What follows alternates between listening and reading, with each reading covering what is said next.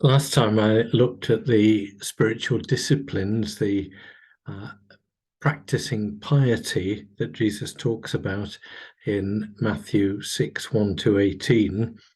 And I looked at it as Jesus did and introduced it by saying, beware, uh, danger of hypocrisy. And that's a really significant thing. Today we're going to look at the same passage in a more positive light. We've done beware spiritual disciplines. Now we'll just look at practicing spiritual disciplines, how these things can and should be, and how they can benefit us and benefit others. And we'll take them one in turn. First, almsgiving. Jesus says in Matthew 6, verse 2 to 4, whenever you give alms, do not sound a trumpet before you as the hypocrites do in the synagogues and in the streets, so that they may be praised by others. Truly, I tell you, they have received their reward. But when you give alms, do not let your left hand know what your right hand is doing, so that your alms may be done in secret, and your Father who sees in secret will reward you. Now he's using vivid language and vivid pictures, obviously. Those who want their generosity to be known, having a trumpet going before them in the street to sound it as they give money to the poor is, it is a vivid picture. But so is not letting your left hand know what your right hand is doing as a better way of doing it. What does that mean? Of course, he's talking about giving secretly or without a fanfare, as we would say, with the trumpets. How do we give in such a way that the left hand doesn't know what the right hand is doing? Can we put some meaning into that? I think we can. Let's be clear, what he's talking about here is almsgiving. That's an important part of biblical spirituality. It's what God's people are expected to do in Old Testament and New. Almsgiving is giving to the poor, giving to those who are more needy than we are. It doesn't need to be the poorest of the poor, the beggar, for example, and it's very hard to tell, isn't it? Realistically, those who beg on the streets aren't necessarily the poorest or the most needy. We have to exercise wisdom and discernment on that. But almsgiving is giving to the poor. It isn't the same as your regular giving to the church. It isn't the same as what the Old Testament calls tithing. It isn't the same as sacrificial giving or proportionate giving or ways in which we give regularly from our means, from what we receive. And those things are important too. They are part of our piety, part of our spiritual discipline. And I think that Jesus is referring to those things more later on in the chapter, because he has another go at money later on, and that'll be next time. But in this particular instance, he's not talking about giving in general. He's not talking about the different sorts of Old Testament offering, tithing, thank offerings, and sacrifice offering, all the different sorts of offerings you can find in the Old Testament. He's not talking about those. He's talking about almsgiving. This is giving to the poor, not giving to God or to God's people or to the maintenance of the temple or the church or such like. Those are all things we do and should do properly. And as I say, we'll get to that next time. This is just giving to the poor.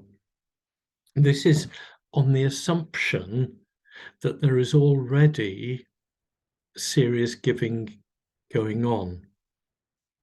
This is assuming that in our practical terms, we're already giving sacrificially to our church in some way proportionately to what we earn or receive in other ways. Now, what we give to the church could well start off with something like a tithe. It could include a regular additional gift or an occasional addition gift in response to a particular appeal, for example, a particular need that the church is trying to meet in mission or in social concern, or building repairs or such like to the church. Churches expect regular giving, and their normal work and ministry should be run by regular giving. They also rightly do particular appeals at different times for particular needs to do with the church's life and ministry. Those aren't almsgiving. I'm assuming, and more of this next time, that each of us as a believer and a faithful, seeking to be a faithful church member, has a regular committed pattern of giving that really costs us, that is sacrificial, that means our own standard of living is lower than it might be, in order to maintain the ministry and the life and the mission of the church as strongly as we can. I'm assuming that each of us is regularly giving in a serious way to and through our local church. This is different. This is giving to the poor. This is almsgiving. It's not tithing or giving to the church, or as we might say, giving to the Lord. Everything is that we have belongs to him, and everything we have is given back to him. But you know what I mean. Giving to support the church's ministry is giving to the Lord. Giving to the poor is a different thing, and that's what's going on here. Now, regular giving to the church and so on should be planned. New Testament's clear about that, as the Old Testament was. In practical terms, our church treasurer needs to know what's coming in so that he or she can plan what's going out. Those things matter. And the minister and the leaders of the church need to know how they can budget and so on for a year in terms of staffing, in terms of activities. So a regular committed giving to the church is good. And that, in a sense, needs to be thought out. Left hand would know what right hand is doing. There'll be a plan in that. There might even, if you work this way, be a spreadsheet or something, or direct debits or standing orders. All those things where actually the left hand does know what the right hand's doing, and the church treasurer or stewardship person might know what's going on as well to some extent. Those things are fine. Almsgiving is different. This is how we respond to human need when we come across it. And it's a complicated subject. There are some who argue, and they have some logic on their side, that these days in our Western democracies, I'm talking from Scotland, I imagine most of you who are watching this are in England or Scotland or Europe or the Western world, certainly in the English-speaking, relatively affluent world. For most of us, our governments have taken on a major responsibility for caring for the poor. 3 cheers.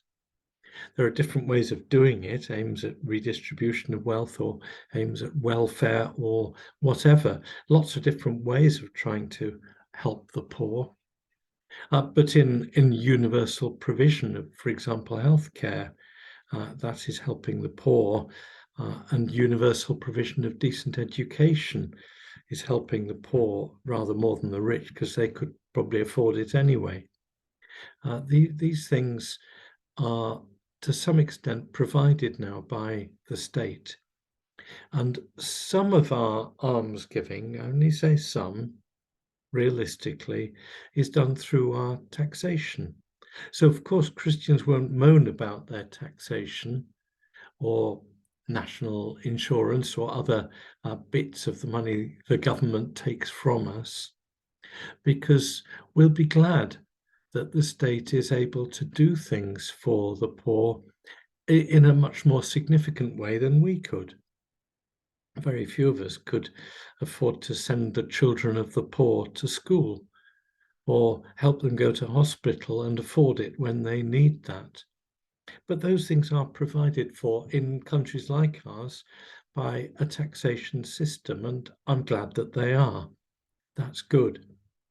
That takes away the pressure and the worst of abject poverty, and we're already doing that. So maybe we need to rethink our attitude to tax and say, yeah, we like it. It's a good thing. It is possible to increase what you give to the taxman as part of your giving. Not many people do that, but it can be done. Look it up online if you're interested. If you want to fund the health service or schools or other things, and adult social care and so on. If you want to fund them better, you can do that through the government systems. But equally, there will be cases where you feel that you need to be giving to a particular need. It may be to a beggar you meet on the street, so you need to have some thought as to where that money might go. You need to have some care about it, and there's a never-ending demand. You need to think it through. Some churches have a policy that they don't encourage that, and I can understand it. I don't fully agree, but I certainly understand it. And there will be other cases where aid agencies are asking for your money for a particular bit of famine relief or earthquake relief or war relief in different parts of the world, or where people are doing entertainment to get your money and children in need and that sort of thing. Personally, I'm much less keen on that sort of approach. I think the focus should be on the need, not the entertainment, but that's me. But we do need to think through some of our giving to the poor and to the most needy. But what this means when Jesus says, "Let not your left hand know what your right hand is doing," I think in short is don't think it through too much. Don't plan it. Don't have in mind, I have £10 available this week that I can give to the poor. That's left and right hand planning and knowing. That's doing what the spreadsheet lovers do and planning it all. Jesus is talking here about spontaneous, unplanned giving. Simply seeing a need and meeting it, regardless of whether that's in the plan or not, regardless of whether that fits in with the tithe or the amount of money you were expecting to give away this week or this month. I have £10 in my pocket. Here is someone in front of me who says he's hungry. There you are, my friend. That's left hand not knowing what right hand is doing. What that £10 might have been spent on or not is another matter. It's a spontaneous, unplanned gift to an individual or to a particular need. That's what Jesus is talking about, left hand, right hand. Not saying there shouldn't be planned giving, there should, and there should be a lot of it. But he's saying sometimes you just meet a need. If you meet a need, meet the need. Now, not every time, some discernment, some thinking, but not too much thinking, because too much thinking will always find reasons why that particular need can't be met. If I give to this aid agency, some of it may go and be distorted and go corruptly to the wrong places. If I give to this particular individual, it may go on drugs rather than food. I don't know. Too much weighing it up, too much checking checks and balances, get it right, is left hand, right hand, think it through. I think Jesus is saying there has to be room for spontaneous giving, which isn't part of the plan, but is just there because of the need. It's like giving from the heart, not the head, if we can put it that way. Now, that's a challenge. That's something to think about. Now, the bulk of our giving to the poor is done through taxation. Good. Some of our giving to the poor might be a regular standing order or direct debit to an aid agency, like Christian Aid or Tear Fund or something. Fine. But there has to be room for spontaneity as well, and for sometimes the heart to take over and the head not to be too involved. Move on to prayer. And we could spend a very long time on the Lord's Prayer. It would be lovely to do that, but we don't need to. Hopefully, we're very familiar with the Lord's Prayer. Please notice how he's introducing it and what he's doing here. Prayers in private. Now, there's public prayer, there's prayer together. I'm not knocking that. That's hugely important. This is talking about private prayer. It shouldn't be verbose. You don't need lots of words. You don't need to be an expert at extempore prayer who can do a spontaneous sentence of 500 words that's grammatically perfect and covers every need in the world.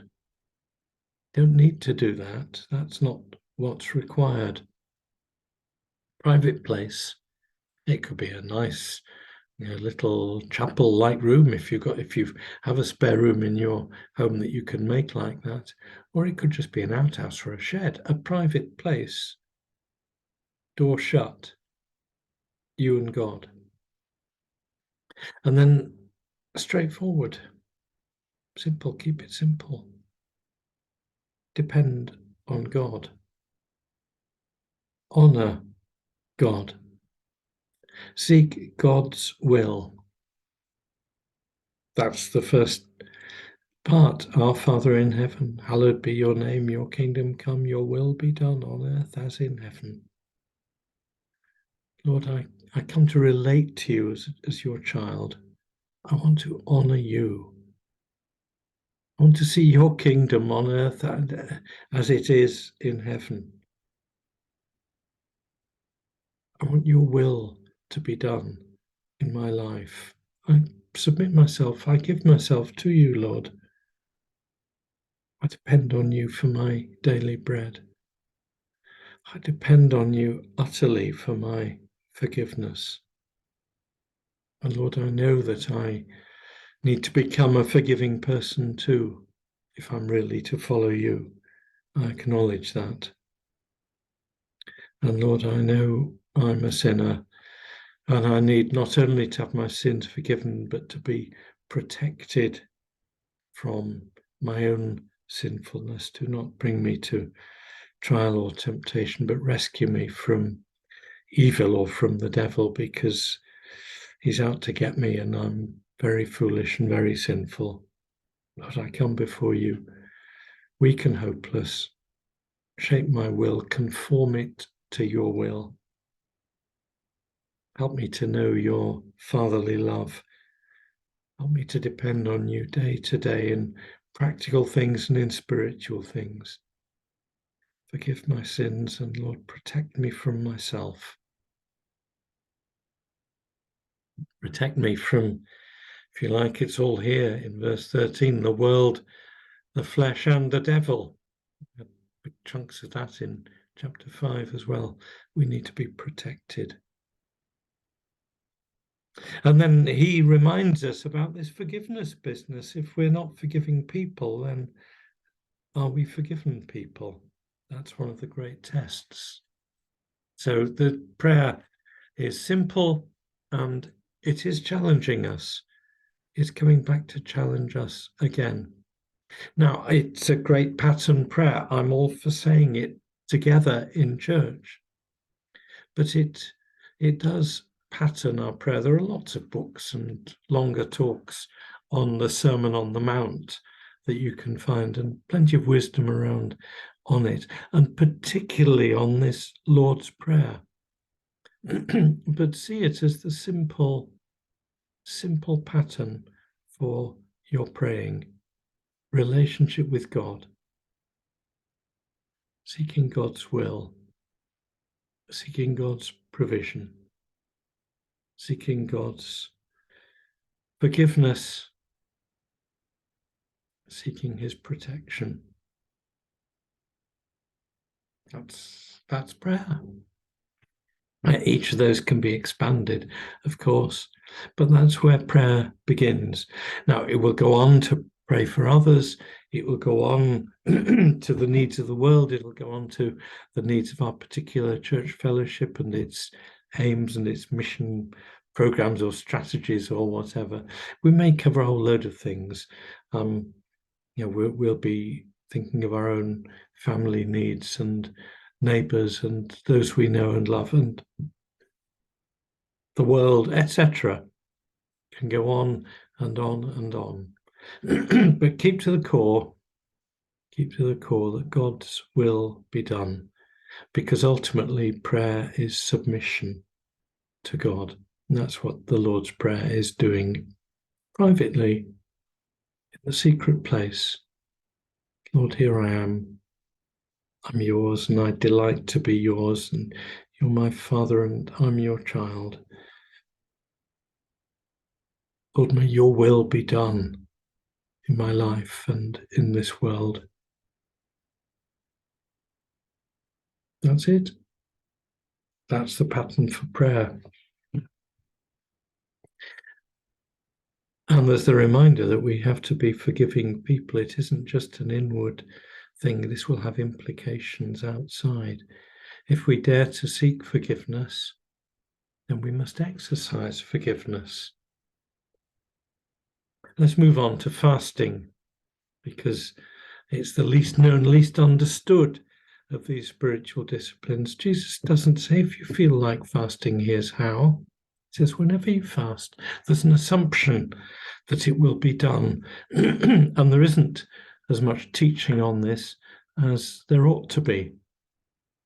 Again, in private, without people knowing about it. Fasting may be an act of penitence for sin or for the world's sin or for such like, but the world is not to know that we're doing it. Fasting may be simply an act of discipline to control our own impulses and behaviors, but that's not to be public either. This is to be done in private. Fasting is doing without, and it can be in different ways. Obviously, the main biblical reference is doing without food in certain ways, possibly certain days. The Old Testament commanded one day of fasting a year, but there were possibilities of days of fasting weekly and in other ways, so they weren't commanded. There is a hypocrisy in letting it be known that you fast, for example, once a week or twice a week, and old Christian patterns of fasting, particularly on a Friday and secondarily on a Wednesday. You can discover all the history of that if you want, are there, but to do it publicly, I'm not quite so sure. I'm not even sure about Lent lunches and things where we deliberately eat less than we might otherwise have eaten and let other people see that we're doing it.